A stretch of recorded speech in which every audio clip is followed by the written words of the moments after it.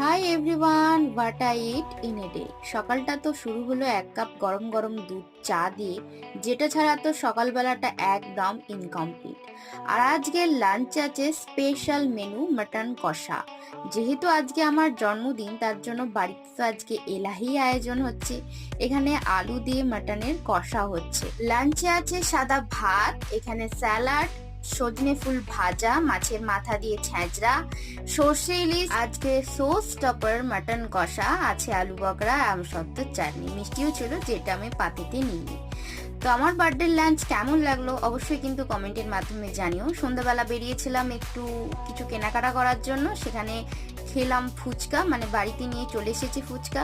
রাত্রেবেলা সেরকম কিছুই আর খাওয়া হয়নি। ফুচকা দেখে কার কার জিভে জল আসছে অবশ্যই কিন্তু কমেন্টের মাধ্যমে জানিও। এরকম আরও নিত্য নতুন মিনি ব্লগ দেখার জন্য চ্যানেলটাকে সাবস্ক্রাইব করে পাশে থাকতে হবে। বাই।